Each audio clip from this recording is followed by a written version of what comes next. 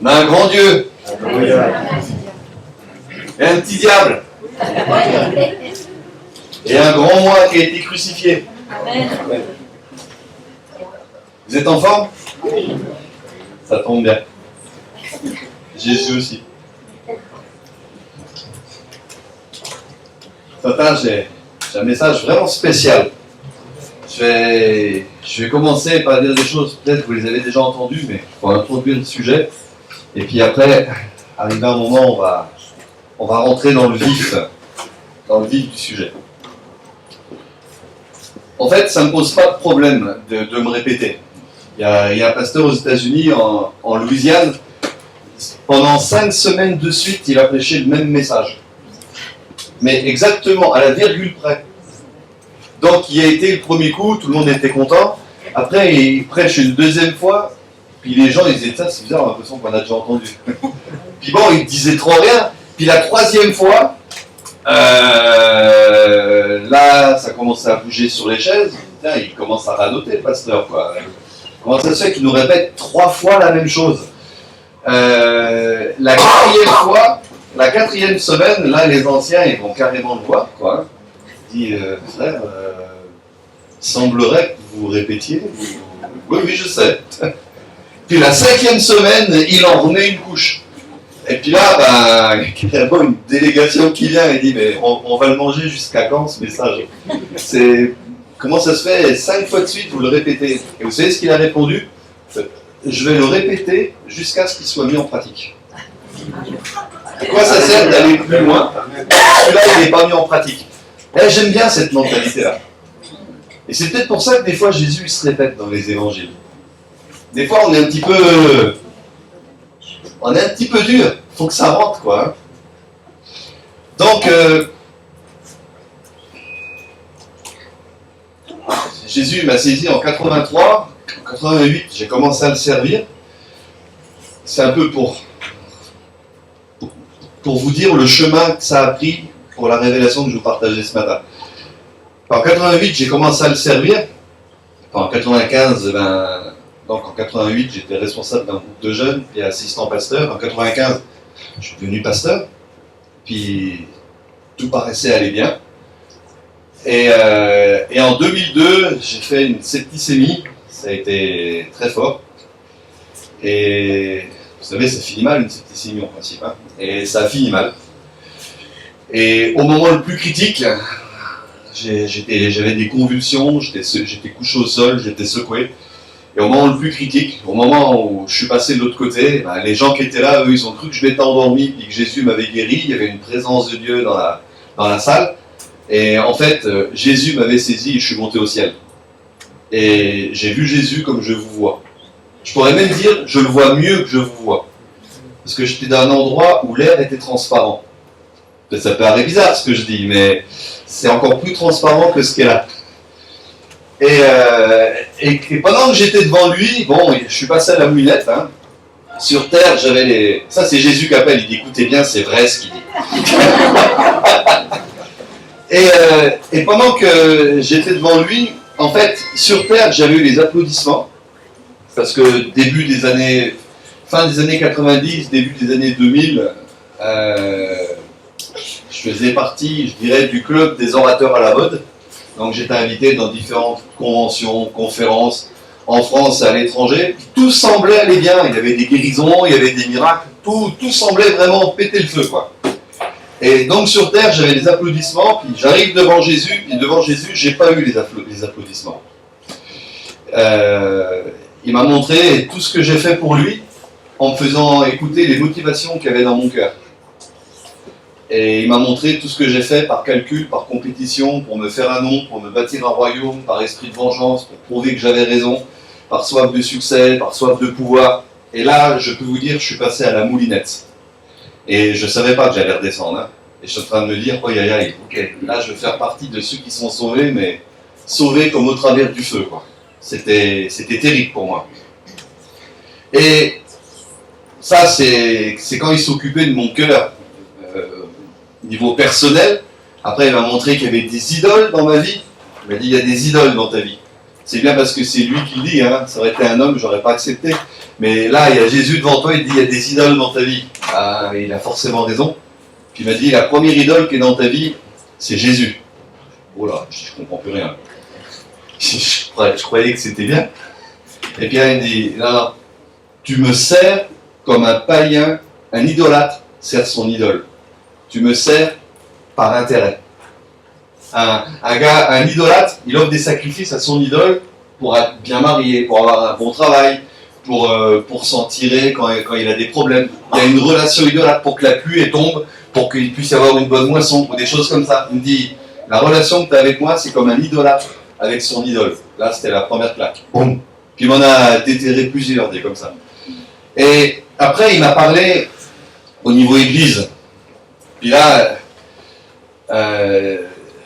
ça a mis beaucoup de relief sur la parole qu'on trouve qui traverse toute la Bible, cette fameuse parole qui dit sortez de Babylone. Puis ça m'a mis un gros choc.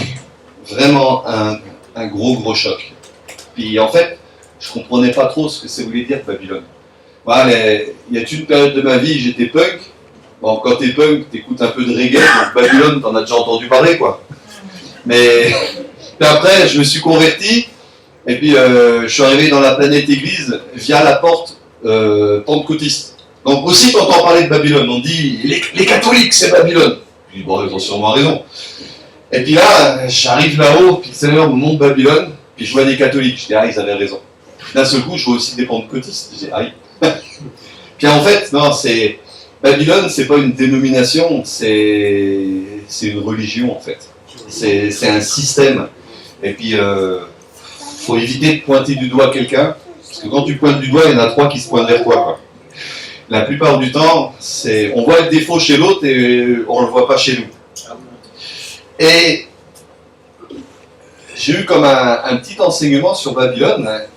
Et le Seigneur me disait qu'en fait, Babylone, c'est un peu structuré, un peu construit comme la tour de Babel. Puis il y avait toute une petite étude en direct, à partir de la Genèse, sur la tour de Babel. Donc je vais très vite. Vous prenez ça au vol, hein, parce que c'est pas le message, ça c'est l'introduction. Et Babel, en fait, les hommes, ils venaient de l'Orient, donc ils tournaient le dos à l'Orient. Ils tournaient le dos, on pourrait même dire à l'Orient d'en haut. Ils ne faisaient pas face au Seigneur, ils lui tournaient le dos. Ils ont bâti dans la plaine, ils ont dit « bâtissons-nous ». La grosse différence avec Jésus qui dit « je bâtirai ». Hein, l'église de Jésus, c'est lui l'architecte, c'est lui le bâtisseur. Babylone, ce sont les hommes les architectes, et ce sont les hommes les bâtisseurs. Les hommes, ils disent « bâtissons-nous » plutôt que « je bâtirai ». Et avec quoi ils ont bâti ? Ils ont bâti avec des briques, alors que Jésus, lui, il bâtit avec des pierres. Notamment des pierres vivantes. Vous savez la différence entre une pierre et une brique ? En fait, il n'y a rien qui ressemble plus à une brique qu'une autre brique. C'est fait à partir de la glaise, à partir de la terre. Ça ne vous rappelle pas quelque chose ? C'est fait à partir de l'Adam. Et puis, on le met dans le moule à briques. On lui dit comment penser, on lui dit quoi croire, on lui dit comment prier, on lui dit comment s'habiller. Puis une fois qu'il est conforme, hop, il fait partie de la structure. Et puis, on monte notre truc, quoi. Et puis, alors que Jésus, lui, il bâtit avec des pierres. Puis, il n'y a aucune pierre qui se ressemble. Vous avez remarqué ? Puis, regardez un petit peu autour de vous. Il n'y en a pas un qui se ressemble, quoi. Sauf s'il y a des jumeaux, je dois vérifier. Mais on se ressemble pas. Puis, on est content de ne pas se ressembler. On ne voudrait pas tous ressembler à Jean-Philippe, franchement. Non, je rigole. Non, mais on ne se ressemble pas. Et justement, c'est ça qui est super. On serait les photocopies les uns des autres, ça serait terrible, quoi. On ne se ressemble pas physiquement, on ne se ressemble pas au niveau caractère, on a une histoire différente, on est constitué différemment. Et Jésus, lui, il bâtit avec des pierres vivantes. À Babel, ils ont pris les briques, ils ont mis du bitume. Et là, ce qui est intéressant, c'est que le bitume, c'est ce que Noé, il s'est servi pour enduire l'arche, pour qu'elle soit étanche. Et en fait, qu'est-ce que ça nous parle ? Ça nous parle que Babylone, c'est un endroit où on rassemble les gens, mais il y a des relations étanches entre eux. Comprenez ? Il n'y a pas d'échange. On cohabite le temps d'une réunion, on a tous le visage dirigé dans la même direction, on écoute la même personne, on est inscrit sur la même liste de membres, on croit la même chose, mais il n'y a pas forcément d'interaction. Il y a du bitume qui nous isole les uns des autres. Puis la réunion est finie, et chacun va à ses occupations, fait face à ses défis. Donc, c'est encore une différence entre l'église que Jésus bâtit et ce que les hommes bâtissent. Et après, il y a le leitmotiv de ces hommes, la raison pour laquelle ils ont bâti. Ils ont dit, bâtissons-nous une ville, bâtissons-nous une tour. Ah ouais, avant je parle de la tour. Il dit, bâtissons-nous une tour dont le sommet touche au ciel. En hébreu, c'est dont la tête touche au ciel. Et là, ça nous parle d'un système où, à la tête, tu as quelqu'un ou une équipe qui est intouchable, qui reçoit directement du ciel, et ça découle sur les autres. Tu as un système pyramidal. Dans certains cas, c'est même plus pyramide, ça ressemble plus à un minaret, tellement c'est vertical. Mais bon, c'est une autre affaire. Et puis ils disent, bâtissons-nous une ville afin que nous ne soyons pas dispersés sur la face de la terre. Et là, on est encore à l'inverse de l'intention de Dieu, à l'inverse de l'intention de Jésus. Dieu, dans la Genèse, il dit à Adam, remplissez la terre. Jésus, il dit aux disciples, allez par toutes les nations. Allez, go! Allez, du vent! Allez-y! Filez! Et puis, à Babel, on dit, restez groupir. On vient tous dans le même endroit, restez groupir. Et là, il y a un gros problème. Ça fait qu'au niveau du fonctionnement, l'église que Jésus bâtit, son leitmotiv, c'est « Allons remplir le monde ». Et le leitmotiv de Babylone, c'est « Remplissons l'église ». Il y a une très grosse différence. Je ne sais pas si vous comprenez. Il y a une très grosse différence. Moi, je crois que si on remplit le monde, forcément, l'église grandit. De toute façon. Ça ne fait pas l'ombre d'un doute. Mais si on ne fait que remplir l'église, on ne remplit pas forcément le monde. Vous êtes d'accord avec ça? Et en fait, on va dire c'est peut-être jouer sur les mots. Non, ça influence sur toute une mentalité. Ça influence sur toute une mentalité. Parce que, en fait, là je ne vous parle pas de vous, hein, vous êtes sûrement l'exception, je parle de moi. J'ai été pasteur, j'ai traîné dans les églises, il y en a 10 ans que tu ne fais pas ton âge, mais ouais, cette année, ça va faire 29 ans que je suis dans la bande à Jésus. Je commence à en avoir vu des choses. J'en ai encore beaucoup à voir, mais je commence à avoir une petite expérience. Et en fait, la mentalité, si on a la mentalité d'une croissance d'église, de remplir l'église, on va équiper les gens à fonctionner dans l'église. La plupart des études, la plupart des prédications, ça va être comment être un bon chrétien dans l'église. Comment connaître sa Bible, comment fonctionner dans l'église.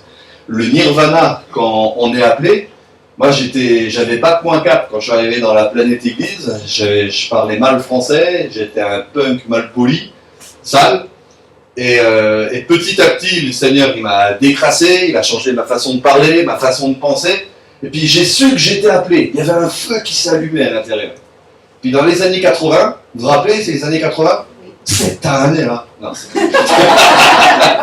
dans les années 80, en fait, si tu étais appelé, ben, tu n'avais pas beaucoup de plans de carrière possibles.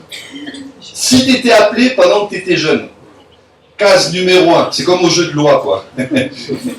La case numéro 1, tu pouvais être responsable du groupe de jeunes. Case numéro 2, tu pouvais peut-être être appelé de temps en temps, servir à la scène, ou partager une petite méditation avant la scène. Et puis, case numéro 3, peut-être tu allais devenir assistant pasteur, ou ancien. Et puis, case numéro 4, tu allais être pasteur. Puis, case numéro 5, parce que c'était possible, on commençait à l'entrevoir, pasteur des pasteurs. Ça veut dire, là, tu étais pasteur de plusieurs églises, ton église elle avait prospéré, puis il y avait une église fille, puis du coup, tu étais pasteur des pasteurs. C'était un peu le plan de carrière, quoi. Et je me suis rendu compte que dans cette mentalité-là, je n'avais pas une vision du monde. Je l'avais au tout début quand je me suis converti. Je me rappellerai toujours, hein, à l'église, ils ont passé la croix et le poignard. Vous avez déjà vu ce film-là? Ils ont dit, avec ce gars-là, il faut lui passer la croix et le poignard. Et ils m'ont passé la croix et le poignard. Ah, le film m'excitait. Bon, je n'aimais pas la bande-son, parce que pendant qu'ils se tapaient, il y avait de la musique, on aurait cru Benny Hill, là, tu sais, ça faisait un peu bizarre, mais à regarder. Je disais, waouh! Puis là, je me rappelle, j'étais voir les gars, je dis, on fait pareil, j'invite mon gang, et puis un gang adverse, il se passe la même chose. Puis on dit, faut obéir au Seigneur. Mais j'avais un fardeau pour ce qu'il y avait dans le monde. J'étais touché, je voulais que mes potes se convertissent. Je me disais, mais wow, j'ai été délivré de la drogue, j'ai envie de le crier au monde entier, j'ai envie de le partager. Et puis petit à petit, j'ai été pris, je dirais, dans cet appel, dans ce plan de carrière, où tous mes efforts, ils ont été focalisés sur la planète Église. Vous comprenez ce que je veux dire? J'ai mis toute mon énergie là-dedans. Je me suis mangé la Bible, j'ai lu des livres, j'ai écouté des prédications, j'ai prêché moi-même, même avant qu'on me demande de prêcher, je prêchais dans ma chambre. Je prépare un message toutes les semaines, comme je sais que je suis appelé, je m'entraîne. Puis j'ai évangélisé mon lit, mon armoire. Dans l'ensemble, mon armoire, elle était assez ouverte. Le lit, il y avait un certain désordre. Et j'ai tout focalisé dans cette vision d'église. Après, je suis arrivé pasteur, et ben, j'ai fait comme les copains, quoi. On a eu une église hyper active, avec une étude biblique, une réunion de prière, de temps en temps, des conférences, des réunions d'évangélisation. Et puis, on y allait à fond. Et du coup, mon seul endroit où j'avais du contact avec des gens du monde, je me suis réservé ce créneau-là, c'est quand j'allais chercher les enfants à l'école. J'arrivais un quart d'heure avant, quand ils étaient à la maternelle ou en primaire, un quart d'heure avant, puis je commençais à faire du contact sur le parking. Mais c'est le seul contact que j'avais avec le monde. Sinon, tous les gens que je connaissais, c'était que des chrétiens. J'étais impliqué que dans l'église. Et puis, je me rends compte que petit à petit, je perdais, je dirais, le contact et le sens de la réalité. Vous comprenez ce que je veux dire? Et j'y étais, mais j'ai mis toute mon énergie. Moi, j'ai toujours foncé, quoi. Donc, même dans l'erreur, je fonce. Je suis pas qu'à moitié, quoi. Et puis, je me suis rendu compte que les gens que j'ai formés, je les ai formés à fonctionner dans l'église. Je les ai fonctionnés à prêcher. Comment bien prêcher dans l'assemblée, comment guérir les malades, comment conduire des réunions de guérison, comment évangéliser pour que les gens viennent à l'église. Mais tout était focalisé sur l'église. Et en 2002, j'ai eu le choc, mais ça a été un choc énorme. J'ai vu Jésus face à face, il m'a mis les pendules à l'heure. Et je me suis rendu compte que j'avais adhéré, c'était pas au christianisme, c'était à l'ecclésianisme. C'est que l'Église avait remplacé Christ et l'Église avait remplacé le monde. Est-ce que vous comprenez ce que je veux dire? Je servais l'Église, pensant servir Christ, et mon service était dans l'Église, alors que le Seigneur nous demande de conquérir le monde. Et là, je me suis rendu compte que dans l'ecclésianisme, l'Église, elle remplace à la fois Christ et à la fois le monde. C'est à la fois ta dévotion, ton service, et à la fois ta conquête. Et en 2002, le Seigneur, il a pris sa grosse boule de bowling et il a fait un strike. Toutes mes quilles théologiques, elles ont volé. Vraiment, moi je parle un langage comme ça, tout le monde comprend, hein, enfin, j'espère. Sinon, il faut aller au bowling, on rencontre des gens des fois.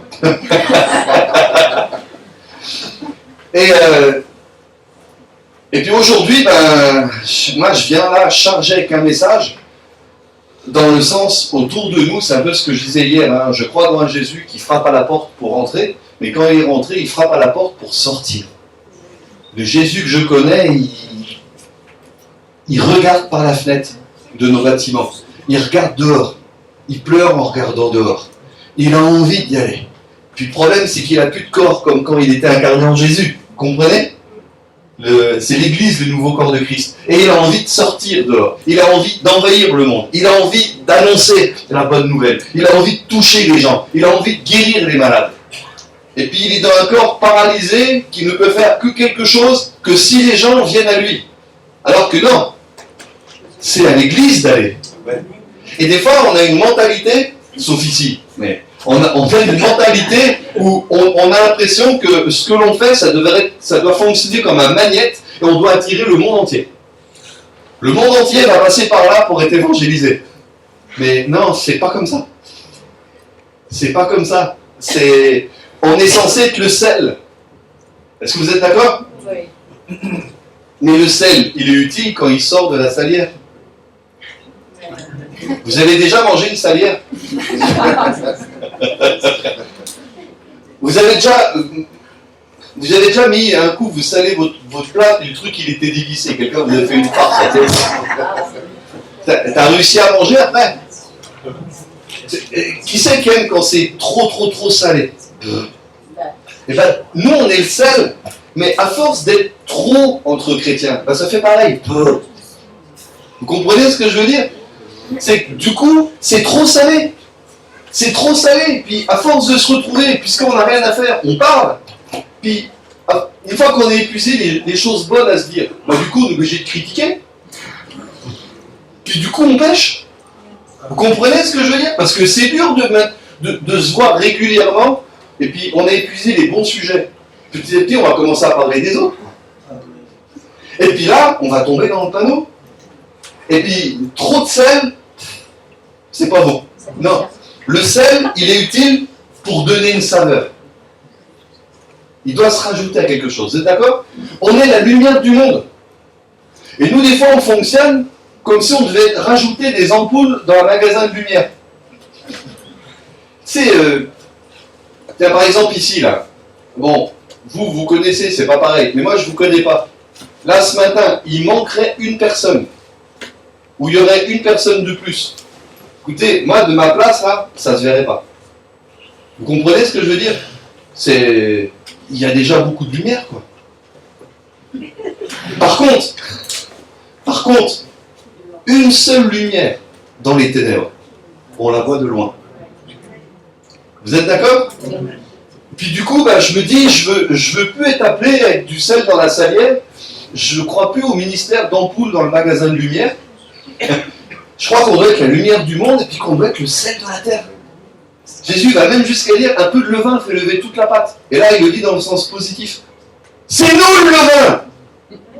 Et je vous raconte une blague que j'ai faite quand on était petit, à l'école primaire.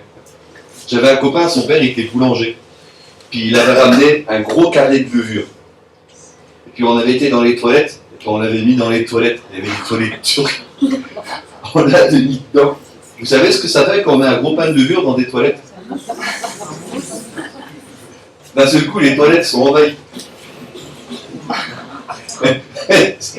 Ils n'ont jamais su que c'était nous. Attends, je peux le dire, il y a prescription. Mais ça envahit. Un peu de levain fait monter la pâte. Enfin. On va arrêter l'imagination. Mais on est censé faire lever la pâte dans le monde. On est censé faire la différence.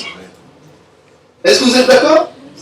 Mais tant que le levain, il n'est pas mélangé à la pâte, il ne fait rien. Donc, cette notion de lumière, cette notion de sel, cette notion de levain, en fait, on s'aperçoit, c'est toutes des notions où on est censé être envoyé, on est censé être mixé, on est censé être projeté, on est censé prendre une place. Et des fois, on tombe dans le piège de la mentalité de Babylone. C'est rassemblons-nous, restons serrés, tenons-nous chauds, multiplions-nous, mais à l'intérieur, afin que nous ne soyons pas dispersés. Il est là le problème majeur. C'est que là, on est dans l'églisianisme. Notre but, c'est de remplir l'église. Notre but, c'est de servir l'église. Alors que la Bible ne dit pas Dieu a tant aimé l'église qu'il a donné son fils. Non, c'est Dieu a tant aimé le monde. Est-ce que vous comprenez ce que je veux dire? Il y a une intention de Dieu. La Bible dit la création tout entière soupire, et littéralement en grec c'est soupir ensemble, ça veut dire les différentes facettes de la création soupire après la révélation des fils de Dieu. Là, il y a une attente. Il y a un texte, je ne me rappelle jamais, je crois que c'est AG, mais faut que je vérifie, j'ai une anti-sèche là. AG 2.7, dans la version Darby, vous savez comment il a appelé Dieu? Le désir des nations. Et les nations ont un désir, elles ne le savent même pas. Elles n'arrivent pas à mettre un nom dessus. Mais au fin fond, elles ont un désir.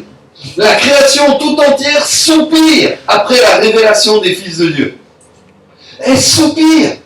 Et nous, on reste groupir pendant ce temps-là. On reste enfermé. On s'imagine, allez, on va essayer d'agrandir. On va se faire des réunions plus attractives. Allez, pourquoi pas un culte café croissant, pourquoi pas un culte apéro, pourquoi pas saucisse frites. Et puis, d'un sens, je comprends, on l'a fait, nous, les cultes café croissant, on les a fait. Ce que je suis en train de dire, c'est qu'on les a fait dans le but, on voulait toucher les gens, et ça c'est noble. Vous comprenez ce que je veux dire? Mais dans l'idée de remplir l'église. Une fois que les gens, ils étaient atteints, une fois qu'ils étaient remplis, eh ben, qu'est-ce qu'on leur proposait? On leur proposait de se former pour devenir des meilleurs chrétiens et pour bien fonctionner dans l'église. Mais dans le monde, ils avaient les mêmes défis et dans le monde, ils continuaient à ne pas faire la différence. Ils connaissaient les versets, ils savaient qu'on fallait dire Amen, Alléluia, ils connaissaient les cantiques par cœur. Pour les plus sensibles, ils pouvaient donner des prophéties quand on se rassemblait, les interprétations, c'était nickel. Mais dans le monde, sur le lieu de travail, quand la réunion était finie, et bien vous savez ce qui se passait? À la prochaine réunion. Et il ne se passait rien entre deux réunions. Si, il y en avait toujours 2-3, on disait, lui, il a une onction d'évangéliste. Et il nous amenait des nouveaux, parce qu'il n'avait pas peur de parler. Mais est-ce que notre mission dans le monde, c'est juste de parler? Je pense pas. Je pense pas. Déjà, je pense que ce qu'on vit parle plus fort que ce que l'on dit. Je rappellerai toujours, bon, je ne vous dirai pas la ville, comme ça, on est sûr qu'on ne retrouve pas la personne. Mais parce que c'est enregistré. Mais une fois, on faisait des plénières, de l'évangélisation. C'est à l'époque, au bon vieux temps, on avait encore le droit. Aujourd'hui, il y a plein de villes où on n'a plus trop le droit de faire des plénières. Mais on avait le droit. Puis je me rappelle, il y a un gars, il vient me voir, il me dit « Qu'est-ce que je peux faire ?» Puis là, je l'ai regardé, je dis « Écoute, si tu veux vraiment faire avancer le royaume et nous aider, reste chez toi. » Non, mais c'était salutaire. Mais non, parce que c'était un contre-témoignage, quoi. Attends, qu'est-ce qu'il va pouvoir dire? Il va dire Jésus délivre. Les gars, ils vont le regarder, ils délivrent de quoi? Est-ce que vous comprenez ce que je veux dire? Attends, faut. Le but, c'est pas juste de parler, c'est d'être. Vous êtes d'accord? Et puis, en principe, parce que l'on est, c'est même plus nous qu'allons voir les gens pour leur dire quelque chose. C'est eux qui vont venir nous voir pour nous poser des questions. Ça, c'est la vie normale. J'espère que ça vous est déjà arrivé, que les gens disent, mais qu'est-ce que t'as dans ta vie, toi? Comment ça se fait que t'es comme ça? Si ça vous est déjà arrivé, si ça vous est déjà arrivé, continuez, vous êtes sur la bonne voie. Si ça vous est jamais arrivé, posez-vous des questions. Je vous dis pas attraper de la culpabilité, c'est pas ça que je suis en train de dire. Mais posez-vous des questions. Parce que la présence de Dieu dans une vie n'est pas discrète. Ça doit se voir. Si on est des spécialistes du camouflage et qu'on est mondain dans le monde et qu'on prend la même couleur, il y a comme un problème. Si les gens à notre contact, ils ne sentent pas la saveur, il y a un problème. Est-ce que vous êtes d'accord? On est censé, Paul il dit, répandre la bonne odeur de Christ. Être une odeur de vie, une odeur de mort. Vous en rappelez? Et c'est écrit, une odeur de vie pour ceux qui périssent et une odeur de mort pour ceux qui vivent. C'est écrit ça. C'est dans ce sens-là. J'ai entendu des prédications qui font l'inverse, mais c'est dans ce sens-là. Qu'est-ce que ça veut dire? Ça veut dire que envers les gens qui sont morts, ça veut dire ceux qui ne sont pas venus à la vie, on doit être une odeur de vie. Ils doivent respirer la vie de Christ en nous. Amen. Mais pour les chrétiens, on doit être une odeur de mort, de renoncement à soi-même. Une exhortation à la mort. Est-ce que vous saisissez ce que je veux dire? Mais pour les gens du dehors, une odeur de vie. Et je vous pose juste une question. Est-ce que le légalisme, ça fait envie? Non. Qui c'est qui aurait envie de venir dans une église? On va se mêler de ses affaires, on va lui dire comment s'habiller, comment parler, on va se mêler, on va le contrôler, on va le manipuler et on va lui faire payer des taxes. Qui c'est qui aurait envie? Non, est-ce que vous saisissez? Il n'y a personne qui va avoir envie. Par contre, si d'un seul coup, t'as un gars, il rencontre un chrétien qui lui fait envie, Puis il dit, bah, il y en a d'autres des comme toi, ouais, regarde, et là je t'en présente un autre. Il y en a d'autres encore, ouais, regarde, des fois même on se rassemble. Et là, le gars, il va avoir envie, quoi. Est-ce que vous saisissez où je veux en venir? Je vais pouvoir commencer mon message. Mais le message va être plus court que l'introduction, en fait. Mais c'était pour en arriver là. Pour vous dire que des fois, il y a l'ennemi, hein, c'est pas, pour moi, en premier, notre premier ennemi, c'est pas le diable ou les choses comme ça. Non, notre premier ennemi, c'est nous-mêmes. C'est la façon dont on comprend les choses. Et puis, pour moi, le plus grand ennemi du christianisme, ben, c'est l'églisianisme. Parce qu'on a une même Bible, on utilise les mêmes mots, mais il n'y a pas le même impact sur la cible. Et puis, moi, j'ai eu la chance de revenir en 2002. Je pensais que je n'allais pas revenir. Puis le Seigneur, il m'a renvoyé sur Terre. Mais vous savez ce qui m'est arrivé? Ça va nous arriver à tous. Que l'on y croit ou qu'on n'y croit pas, il y a un moment, le jour où on va mourir, on va passer dans ce qui s'appelle le tribunal de Christ. Ce tribunal-là, il ne va pas déterminer si tu es sauvé ou pas. Parce que Jésus a pris le jugement à ta place. Ce n'est pas une question d'être sauvé ou de ne pas être sauvé. Mais nos œuvres vont passer par le feu. Les motivations du cœur, les desseins du cœur vont être révélés. Et puis, je veux juste vous dire, moi, je ne suis toujours pas remis de ce que j'ai vécu en 2002. Là, le 1er mars de cette année, je fêtais mes 10 ans. Ben, vous savez ce que j'ai dit ce jour-là? J'ai dit, voilà, je ne voudrais pas que ça me arrive 10 ans plus tard. Vous comprenez ce que je veux dire? J'en suis pas encore remis. Mais dites-vous une chose, on va tous y passer. Et puis, là maintenant, vous ne pourrez pas dire « Oh, ben je ne savais pas ». Parce que là, il vous dira « Si tu savais, rappelle-toi, en avril 2012, le jour des élections. » Pour une église forte, le changement c'est maintenant. Et il va te dire, rappelle-toi le jour des élections, je t'avais envoyé mon fou là de la Drôme. Il est venu te le dire. Ringy dingy ding.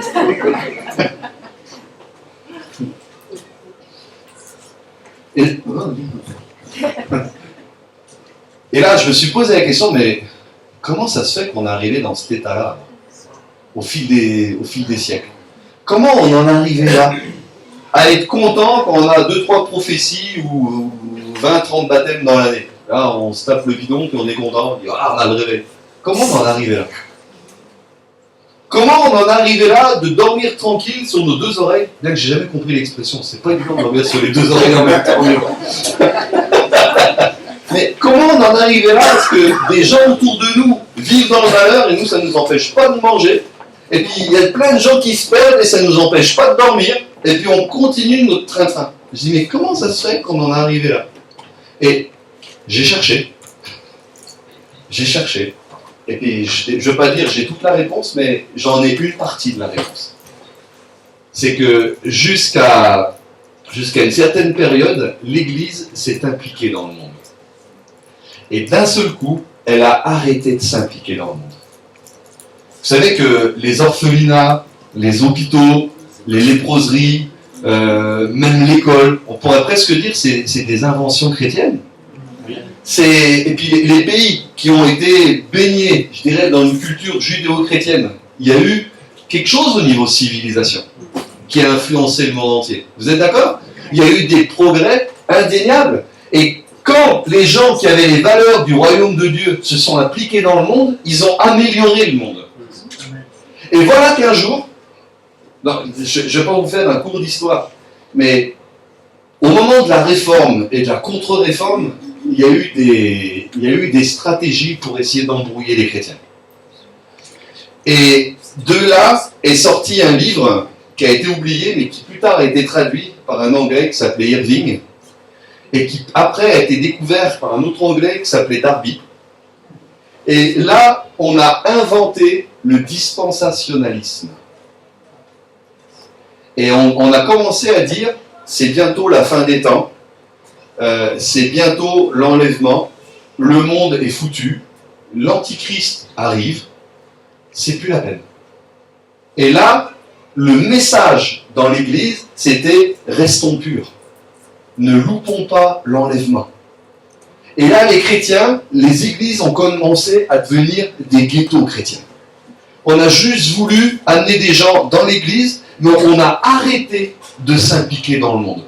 Est-ce que vous saisissez? Et aujourd'hui, le monde, il est ce qu'il est, parce que les chrétiens, ils ont arrêté de s'en occuper. On a retiré nos billes. Est-ce que vous saisissez? Et le pire, c'est que, en plus, on se plaint. Hein, regarde comment le monde il dégénère. Ben oui, paquet. Mais t'es où, toi? Qu'est-ce que tu fais? Est-ce que vous comprenez? C'est quand on commence à comprendre ce qui s'est passé, pour moi là, il y a eu je dirais, le plus gros complot satanique de tous les temps. Faire croire aux chrétiens qu'ils étaient dans la vérité et que leur combat, c'était de rester pur, de rester orthodoxe quant à la doctrine et d'attendre avec impatience l'enlèvement. Parce que le monde, il est pourri, il ne faut pas se mélanger, il ne faut pas avoir de contact avec le monde. Non, attention, danger, pollution. Et puis, la seule vue qu'on a, Jésus nous dit, faites des disciples les nations. Puis nous, on est là, on dit, à quoi ça sert puisque les nations vont se prosterner devant l'Antichrist?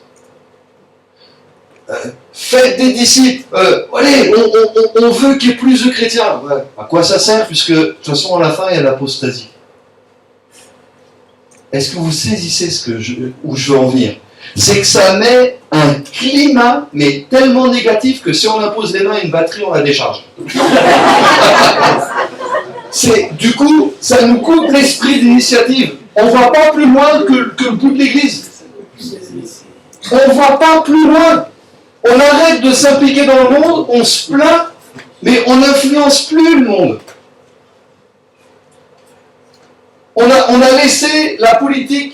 Je ne suis pas en train de dire qu'il y a un gouvernement de type chrétien, mais on a laissé des gens qui n'avaient pas de valeur du royaume prendre les places.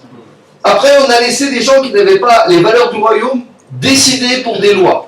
On a laissé des gens qui n'avaient pas les valeurs du royaume être les porte-parole dans les médias.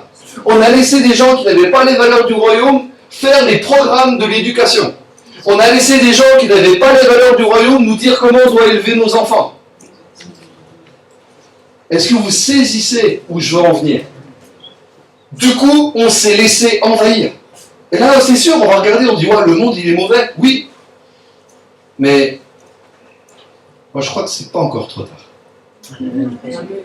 Et je vais vous défier ce matin. Je vais vous défier, je ne suis pas en train de vous faire une nouvelle doctrine sur la fin des temps. Je vais juste vous poser des questions. Ça marche? Juste pour que ça nous amène à la réflexion.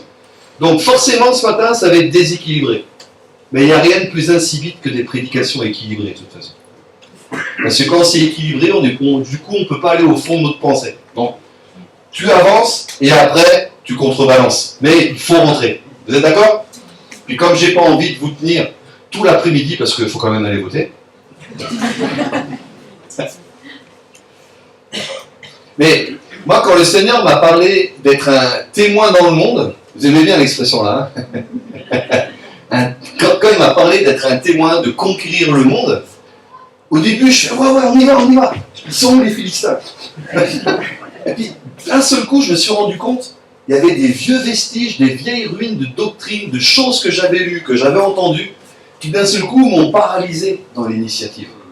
Je me suis dit, ouais, mais à quoi ça sert en fait? À quoi ça sert? Puisque de toute façon, à la fin, c'est le diable qui gagne. Puis ce qu'on va vraiment vivre, c'est au ciel. À quoi ça sert? Et là, j'ai demandé, et puis le Seigneur m'a dit, tu te trompes. Ouh! J'ai dit, mais où? Il m'a dit, cherche. Et là, j'ai vécu un véritable miracle. J'ai demandé au Seigneur la grâce pour le thème, je dirais, de la fin des temps. De lire la Bible comme si je ne l'avais jamais lue. Comme si je n'avais jamais rien lu et comme si je n'avais jamais rien entendu. Avec des yeux tout neufs, sans lire de notes. Le lire comme un enfant. Comprenez ce que je veux dire? Juste comme ça.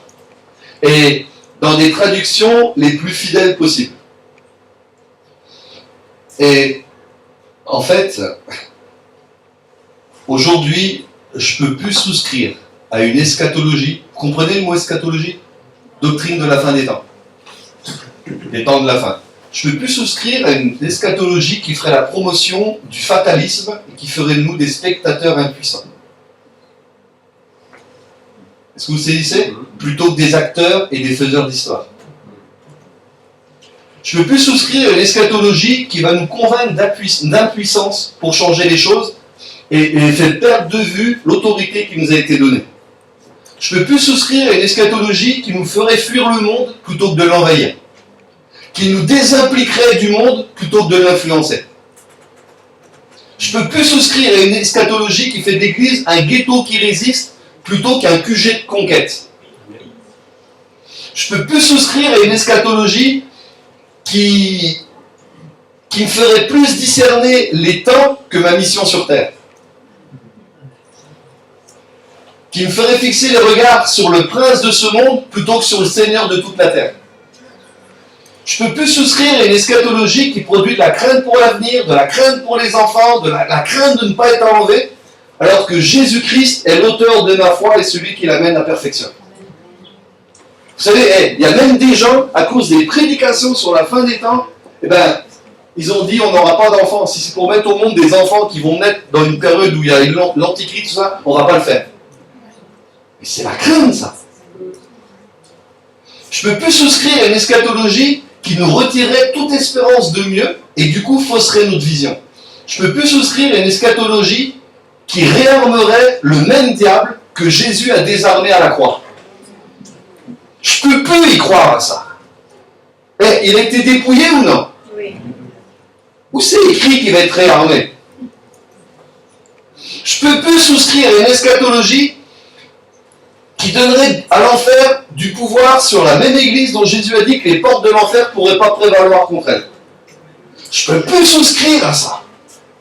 Je ne peux pas souscrire à une eschatologie qui rendrait notre combat vain, puisque de toute façon, tout va finir mal.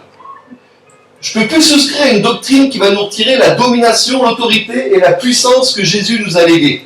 Je ne peux plus souscrire à une eschatologie qui nous dirait de faire des disciples, les nations qui de toute façon sont programmés pour faire allégeance à l'Antichrist. Je ne peux plus souscrire à une eschatologie qui me dirait que la prière de Jésus, que ton royaume vienne, ne va pas être exaucée. Et il n'a pas dit que le règne du diable vienne.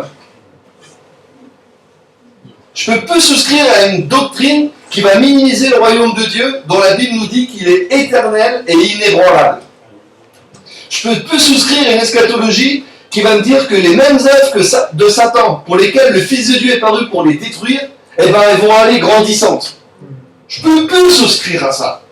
Je ne peux plus souscrire à une eschatologie qui va contredire que Jésus attend que ses ennemis soient le marchepied de ses pieds. Et c'est le verset le plus cité dans les Écritures. 7 fois. Ça veut dire que ça va arriver. Je ne crois plus à une eschatologie qui fait de l'apostasie la seule destinée de l'Église, qui fait de la fuite ou de l'enlèvement notre seule espérance, qui fait du ciel notre seul endroit où on vivrait le salut, qui fait de Satan et du mal les forces proéminentes des temps de la fin, qui fait de la destruction la seule destinée de la terre. Je ne peux plus y croire. Parce que franchement, quand je lis la Bible, c'est pas ce que je vois. Vous avez remarqué qu'à chaque fois que je vous dis ça, ça vient en contradiction avec des versets. Il y a des versets qui contredisent, à chaque fois. Et on a cru, parce qu'on a dit, c'est des enseignants, ils connaissent leur Bible, ils doivent savoir.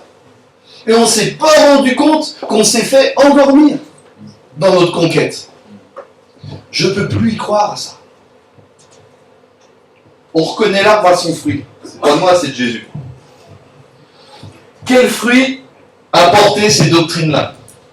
Le fruit que ça a porté, c'est qu'on s'est rassemblés et puis on essaye de résister au diable, on essaye d'être les plus purs possible, on essaye d'amener les gens à nous rejoindre et on n'a plus aucune influence dans le monde. Vous savez, il y avait l'erreur catholique de penser que l'église c'était un bâtiment. Puis on sait que c'est pas un bâtiment. Ça n'empêche pas qu'on puisse avoir un bâtiment, mais l'église n'est pas un bâtiment en premier. Puis il y a l'erreur protestante et évangélique de penser que l'église c'est un rassemblement. C'est aussi faux. C'est aussi faux. Parce que c'est un rassemblement, mais ce n'est pas qu'un rassemblement. Je vous donne un exemple. Moi, je suis marié avec ma femme. Si je vous dis que je suis marié avec mon homme, ça va faire bizarre. Hein, non, je suis marié avec ma femme. Aujourd'hui, je suis content, elle est venue avec moi. Mais il y a plein de fois où je me déplace, elle n'est pas avec moi. Je veux juste vous dire, quand on est ensemble, on forme un couple. Vous êtes d'accord? Mais quand moi je suis parti, puis qu'elle reste à la maison, est-ce qu'on continue à être un couple? Vous êtes sûr? Sûr de sûr? Ben ouais, vous avez raison. Eh bien, nous sommes l'église quand nous nous rassemblons, mais je veux juste vous dire, nous sommes aussi l'église quand nous ne sommes pas rassemblés. Nous restons l'église. Et le problème, c'est que le temps de rassemblement, il est tellement minime à côté du temps où on n'est pas rassemblés. Et vous avez remarqué qu'on a focalisé les enseignements et les prédications sur qu'est-ce qu'on fait quand on est rassemblés. Et on a minimisé l'enseignement, mais qu'est-ce qu'on fait quand on n'est pas rassemblés? Comment on fait pour vivre dans le monde? Comment on fait pour vivre sur son lieu de travail? Comment on fait pour vivre en famille?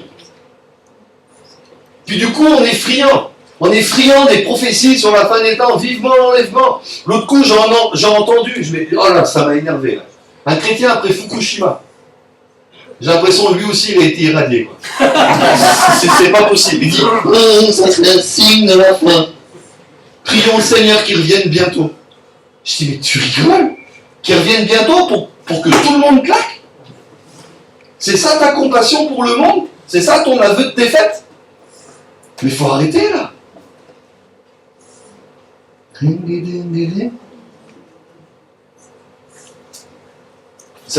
Vous commencez à comprendre où je veux en venir? Vous savez, moi quand je me suis converti, il y avait déjà beaucoup de prophéties. Hein. Il y avait un gars qui avait écrit La Vision, puis un autre qui avait écrit L'Horloge, là, je sais plus quoi. Là. Et puis ça nous parlait de la vision de la fin des temps, puis le retour du Seigneur. Dans les années 80, c'est Jésus est sur le chemin. Vous en rappelez de ça? Il y avait des prophéties en France. Puis après, années 90, il est à la porte. Année 2000, il y en a qui pensaient, ça m'a marché avec le bug. Non, ça n'a pas marché avec le bug. Il a sa main sur la poignée. Puis là, on arrive à 2012, c'est quoi la prophétie? Il a oublié ses clés, il est remonté. Non, mais il faut arrêter, on nous tient en haleine, on dit ça vient, c'est pas vrai. Il faut arrêter le délire. Et du coup, on est là, on dit ah, pourvu que je sois enlevé, ah, j'ai peur de ne pas être enlevé. Et pendant ce temps-là, on essaie de se rendre de plus en plus pur, alors que de toute façon, notre chair, elle n'y arrivera pas. C'est Christ en nous qui va y arriver. Point. Et puis pendant ce temps-là, on ne s'occupe pas du monde. On est centré sur nous-mêmes, on est centré sur l'Église. Et c'est ça que j'appelle l'églisianisme.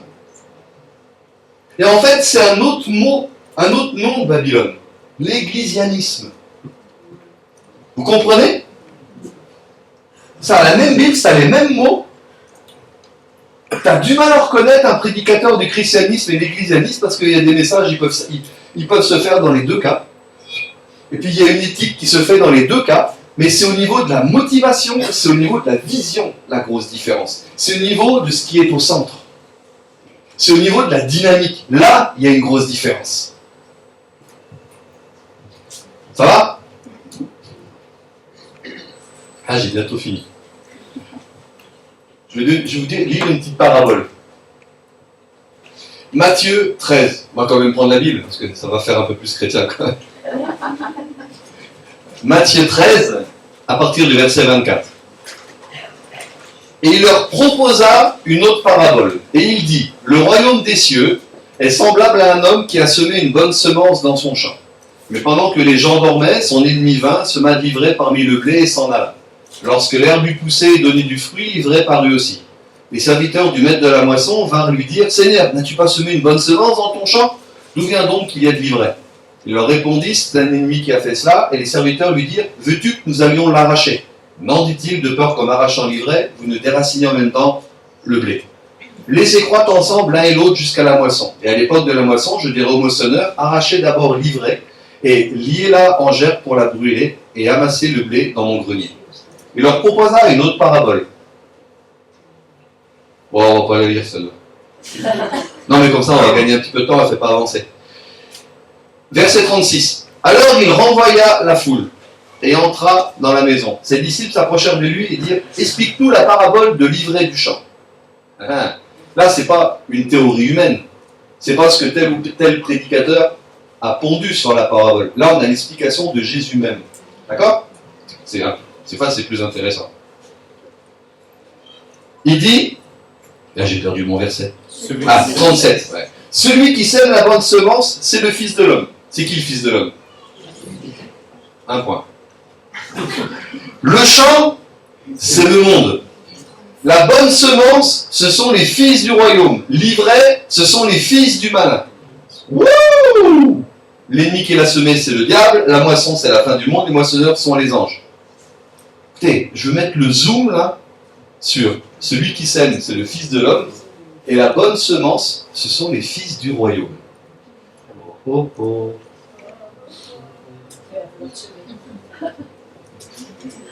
J'ai amené un paquet de semences.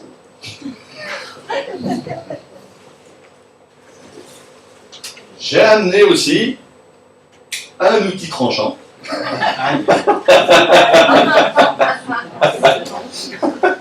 C'est pas un cure-dent. Je l'ai fait en Suisse, ça, on avait un gros sac de grains, puis j'avais une épée à 2 tranchants, ça c'est encore plus biblique. Mais bon, là, en période électorale, les budgets étant plus limités. À défaut d'épée à double tranchant, j'ai mon petit poignard, et puis à défaut de gros sac, j'ai un petit sac. Mais la parabole est la même. Celui qui sème, c'est le Fils de l'homme.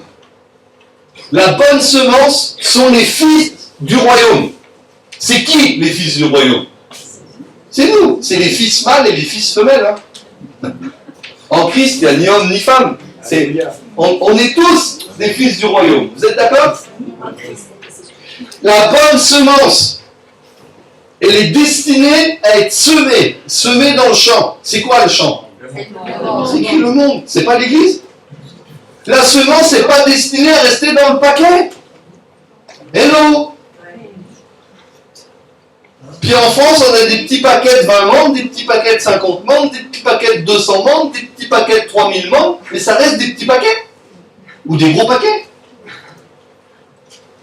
Mais le champ, c'est le monde. On ne va pas essayer, on va faire l'évangélisation pour grossir, remplir le paquet, puis quand le paquet sera trop petit, on va acheter un autre paquet. Des fois, c'est la vision qu'on a. Est-ce que vous saisissez? Et là, en ce moment, le Seigneur, il veut faire une percée.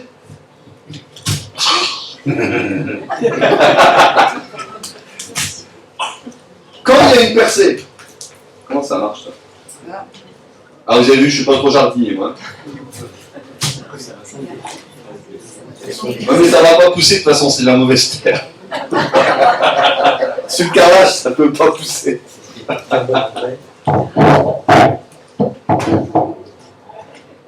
Vous l'avez vu? Petite graine deviendra grande. Mais seulement quand elle va être semée dans le monde.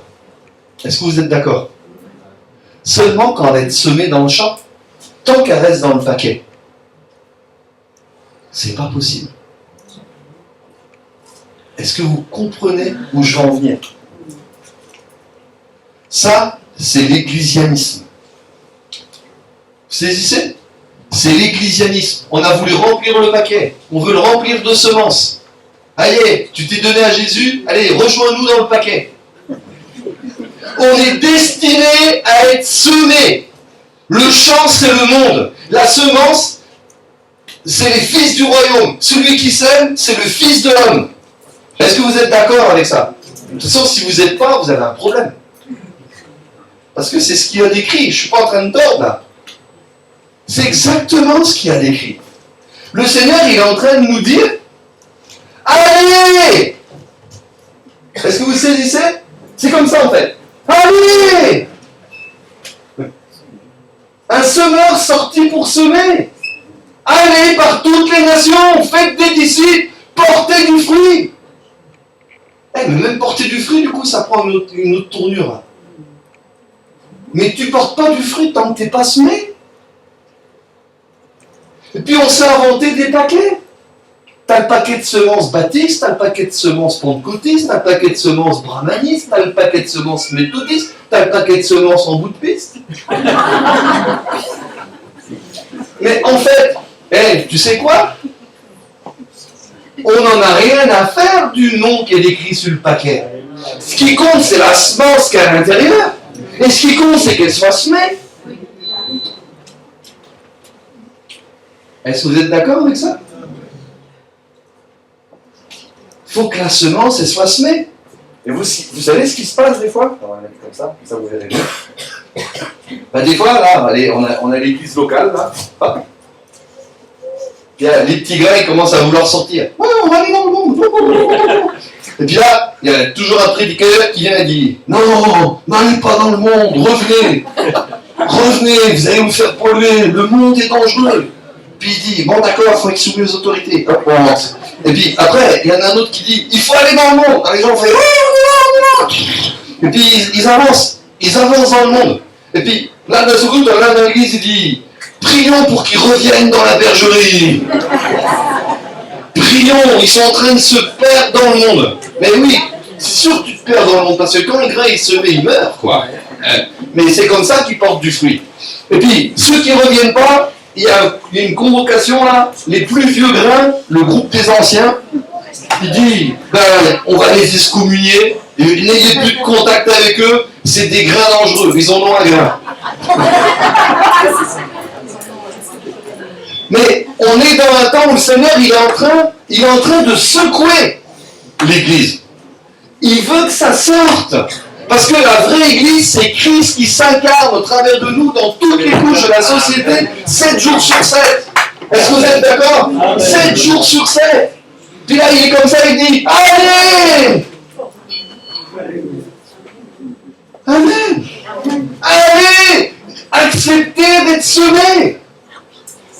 Acceptez que le Seigneur vous sème.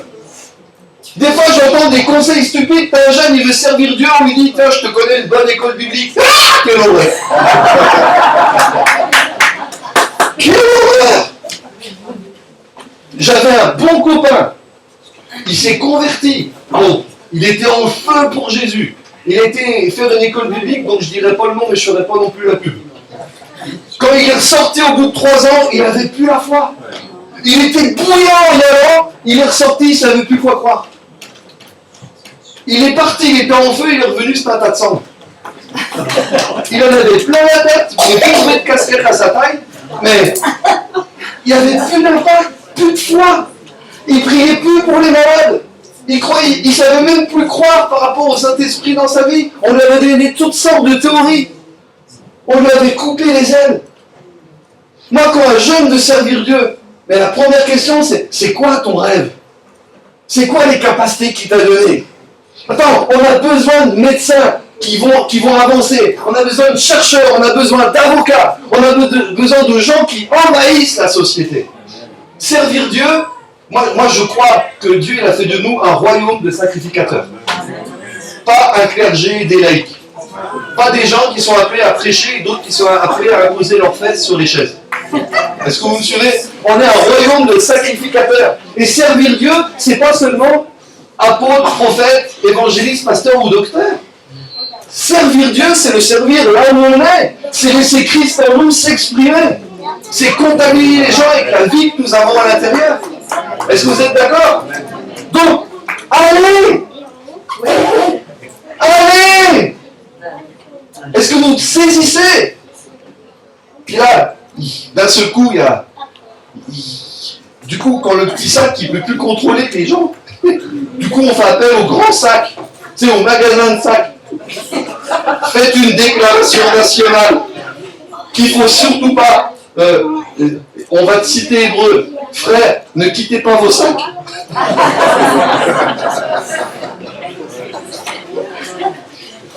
Écoutez, nous sommes l'Église. On ne peut pas sortir de l'Église, on ne va pas sortir de nous-mêmes. Nous sommes l'Église. Et puis, je ne suis pas en train de sonner la rébellion. C'est pas ça. Je ne suis pas en train de dire, je ne suis pas en train de sonner la mutinerie. Je suis en train de dire, eh oui, ok, on peut se rassembler. Mais quand on ne se rassemble pas, qu'est-ce qu'on fait? Je ne suis pas en train de dire, allez, il faut sortir. Sortir de Babylone, c'est pas sortir de l'église locale, c'est pas ça mon message. C'est de sortir d'une mentalité passive. C'est arrêter de subir. La Bible dit, on va être la tête et non la queue. Une fois, j'ai regardé un chien, j'ai regardé sa tête, j'ai regardé sa queue, j'ai compris, j'ai eu une révélation. La tête est conduite, la queue est suit. La plupart du temps, on subit plutôt que de mener. Est-ce que vous saisissez?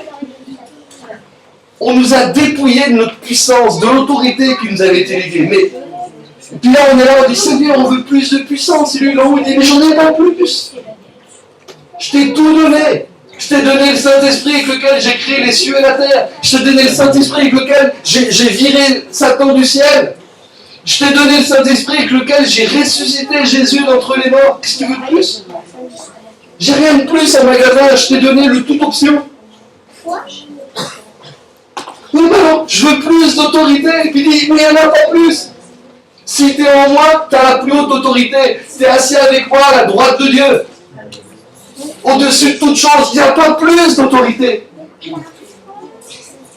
Seigneur, descends. Non, c'est à toi de monter. Moi, je suis déjà descendu. Je ne vais pas redescendre une deuxième fois pour ceux qui n'ont pas compris la première. Est-ce que vous saisissez?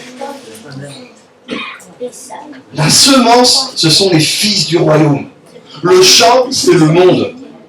Tant qu'on va blinder, qu'on va se faire des sacs blindés pour rester dans les sacs, et on va mettre des gardiens de sacs, et on va se faire des doctrines de sacs. Et puis, le seul budget qu'on va avoir, c'est pour s'acheter un gros sac. Et bien, on va avoir des problèmes. Parce que pendant ce temps-là, le diable, lui, il ne se prive pas de se délivrer dans le monde. Moi, j'ai pas mal d'imagination. Et puis, j'aime bien, des fois, j'ai vu ma télé intérieure, là. Imagine que le diable, il a aussi sa Bible, puis il a une parabole, là. Puis il dit, voilà, j'étais sorti pour semer de l'ivraie dans tout le monde. Et puis, un jour, il s'est passé quelque chose. L'église, elle a compris le message, puis ils ont commencé à semer du bon grain dans mon ivraie. Est-ce que vous saisissez? Est-ce que vous comprenez ce que je veux dire? Pour l'instant, on se plaint du monde parce qu'il est rempli d'ivraie, parce que nous, on ne se laisse pas semer. Mais, et vous savez quoi? On ne va pas dire, allez, on commence aujourd'hui, puis on se reparle dans une semaine pour avoir les progrès. Non, non. Je pense qu'il faut qu'on pense en termes de génération, ou au moins en termes de décennies, pour voir des fruits dans cette dimension-là. Alors peut-être qu'il y en a qui vont dire, ouais, mais le chemin est long là alors. Ouais, mais Bouddha a dit. Il provoque, mais il l'a dit quand même. Un chemin de 1000 lieues commence par le premier pas. C'est pas parce que quelque chose est long que du coup on ne doit pas le faire. Aujourd'hui, c'est un bon jour pour commencer. Amen. Puis qu'on puisse commencer à ce qui va suivre, qu'on puisse commencer aux générations qui vont nous suivre, qu'on puisse leur communiquer quelque chose. Moi, je suis un chrétien des années 80. Et puis, dans les années 80, eh ben, tu sais quoi? Il y avait des orphelins spirituels. Tu voyais bien des grands pasteurs qui avaient des fruits. Mais il y avait comme un mystère qui planait. Tu te demandais comment ils étaient arrivés. Puis toi, il fallait que tu redémarres à zéro, il fallait que tu fasses tes preuves. Mais si on commençait à penser en termes bibliques, qu'il est le Dieu d'Abraham, d'Isaac et de Jacob, tu sais, ça englobe les 3 générations. Il est transgénérationnel. Il commence dans une génération, puis il poursuit dans les autres. Les autres ne sont pas obligés de redémarrer à zéro. Vous n'avez pas envie de léguer un héritage?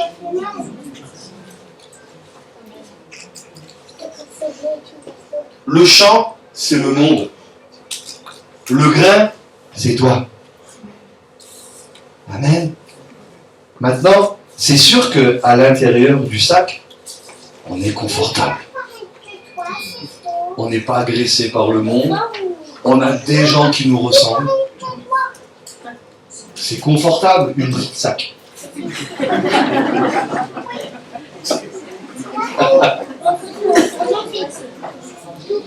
Puis être semé dans le monde, et tu sais pas ce qui est semé à côté de toi du coup. Ah, il va peut-être me faire de l'ombre, il va peut-être m'étouffer. Ou... Un Jean 4,4, celui qui est en toi est plus grand que tous les esprits qui sont dans le monde. Un Jean 4,4, j'ai pas dit cote-cote, j'ai dit 4,4. Avec un 4,4, tu passes partout. C'est du tout terrain. Un Jean 4,4. Le champ, c'est le monde. Le sonneur, c'est le Fils de l'homme. Et vous savez pourquoi je ne crois pas? Alors, Un jour, il faudra que je revienne pour vous donner le contrebalance. Mais aujourd'hui, je veux provoquer une réaction pour pas qu'on reste passif. Moi, je ne me fais pas d'illusions. La Bible dit que les ténèbres couvrent la face de la terre et la gloire de Dieu se laisse sur toi. Ça veut dire qu'il y a une montée des ténèbres et une montée de la gloire de Dieu. Je ne me fais aucune illusion pour le système. Ok? Mais l'Église ne va pas couler avec le système. Et puis, Dieu, et je ne confonds pas monde et terre. Il y a un projet pour la terre. Est-ce que vous me suivez? La création tout entière soupire après la révélation des fils de Dieu. C'est cette création. Et Habakkuk qui dit que aussi vrai que la mer couvre, l'eau couvre les fonds de la terre va être remplie de la connaissance de la gloire de Dieu. C'est cette terre, c'est pas une autre. Est-ce que vous me suivez? Donc, faut pas qu'on confonde tout. Nous en France, on n'a pas de Paul, le dernier livre qui s'appelle Apocalypse. Puis du coup, on a l'impression, c'est apocalyptique. Mais Apocalypse, ça veut juste dire révélation. Le livre de l'Apocalypse en premier, c'est pas une révélation de la fin des temps, c'est une révélation de Jésus. Amen. Si vous ne me croyez pas, regardez Apocalypse 1.1. C'est juste une révélation de Jésus, c'est pas une révélation de la fin des temps. Ça contient une révélation de la fin des temps, mais c'est pas un spécial fin des temps. Waouh, Apocalypse now. Et puis, je vous laisser un dernier verset. J'arrive plus à lire avec mes graines. Un jour, il y aura tellement de grains dans le monde que le monde sera illisible. Jacques 5.7. Je ne l'ai pas noté, j'ai noté que la référence. En tout cas, ça doit être intéressant. Jacques 5.7, il nous est dit que, ouais, je crois me rappeler, le semeur, il attend avec persévérance le précieux fruit de la terre. Pour moi, c'est comme la conclusion de la parabole. Le semeur attend avec persévérance le précieux fruit de la terre. Quand Christ a été semé, hein, il faut que le Fils de l'homme meure, il faut qu'il tombe en terre et qu'il meure afin qu'il porte beaucoup de fruits. Ça va provoquer une moisson. Et il va y avoir un moment. Le semeur, il attend avec persévérance le précieux fruit de la terre. Il y a quelque chose qui doit sortir. Amen. Donc je sais que là, ça a dû bousculer. Ouais, mais la fin des temps, l'enlèvement, l'antichrist. Écoutez, je l'ai dit hier, je le répète aujourd'hui, il y a une seule puissance qui est plus forte que la parole de Dieu, c'est la puissance de la tradition. Jésus dit, vous annulez la parole par votre tradition. Vous la dépouillez de sa puissance. Et puis il y a une eschatologie qui est issue de la tradition. Moi je crois que c'est sain de revenir aux sources et de remettre en cause pour se faire une opinion qui nous est propre. Est-ce que vous me suivez? Ça ne fait pas de nous des rebelles, ça fait juste de nous des chercheurs. Amen. Des chercheurs de vérité. Amen. Mais moi je ne veux plus gober comme ça sans filtre. Ce que la tradition elle nous a balancé. Déjà, quand j'entends parler antéchrist, c'est pas dans la Bible antéchrist, c'est inventé par les catholiques, pour dire quelqu'un qui vient avant le Christ. Le terme biblique c'est antichrist.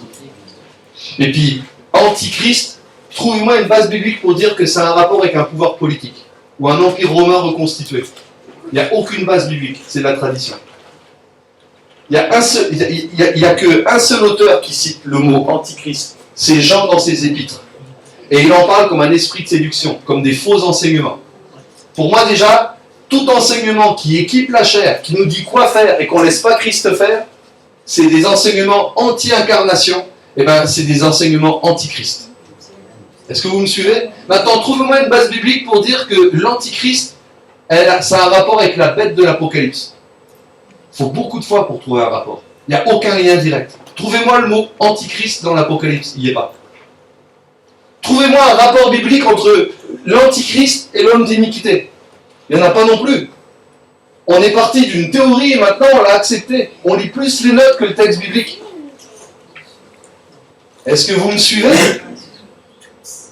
Là, je lance juste des défis. Trouvez-moi un défi qui dit qu'on va être enlevé puis qu'on reste au ciel pendant 7 ans. Si vous en trouvez un, je mange ma Bible. Si vous en trouvez 2, je mange la vôtre avec. Le mot qui est traduit par enlèvement, aller à sa rencontre, c'est le même mot qui est utilisé quand les gens d'une ville ils vont à la rencontre de Paul pour l'accompagner à son arrivée. S'ils n'ont pas été au devant de Paul pour partir avec Paul. Non, ils ont été à son devant pour l'accompagner. Je crois en enlèvement, mais pas un enlèvement, on part dans le ciel. Juste un enlèvement, on part à son compte et on redescend instantanément avec lui. Parce que bibliquement, trouvez-moi des bases bibliques. C'est venu avec le dispensationalisme. Il y avait les prémillénaristes, les amillénaristes, les postmillénaristes et les pessimillénaristes. Donc voilà.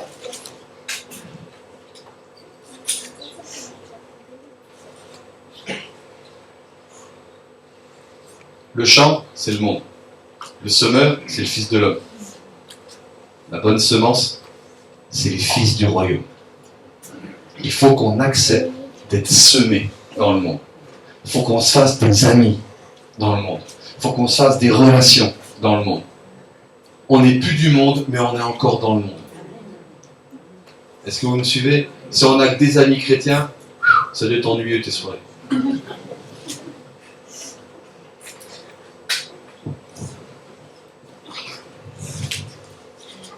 Peut-être vous allez me dire, et toi, comment tu mets ça en pratique? Ben, je fais ce que je peux, mais je suis limité tout seul. Il y a des choses que j'ai envie de faire en équipe. Donc, on est en train de le faire. On a un laboratoire en Suisse. J'espère que bientôt on aura un laboratoire du côté de Valence. Et puis, mais au niveau de ce que je fais tout seul, eh ben, je fais de la prévention pour la violence et pour la drogue et sur la drogue dans les milieux scolaires, dans les associations et au niveau des municipalités. Et depuis que je m'actionne dans le monde, alors que j'ai pas le droit de parler de Dieu, j'ai des portes qui s'ouvrent comme j'ai jamais eu. Comme j'ai jamais eu. Et bon, ça serait l'objet d'un autre message. Mais ce que je vous dis, c'est pas de la théorie. Je mets en pratique. Je suis en conquête. Et puis c'est bon de savoir ce qui se passe dans le monde. Parce que des fois, nous, on chante nos petits chants, puis on oublie l'odeur du monde. Puis du coup, quand on leur parle, on est complètement décalé. Amen. On prie. Ben, Seigneur, je te demande que tu viennes compléter, que tu viennes confirmer, que tu viennes illustrer. Seigneur, merci pour ce que tu fais. Seigneur, je te rends grâce parce que tu n'as pas changé. Puis ton corps, il n'a pas changé. Et ta mission, elle n'a pas changé. Puis je te rends grâce parce que tu attends le précieux fruit de la terre. Merci Seigneur. Seigneur, on va quitter les évangiles et on va passer aux actes. Amen.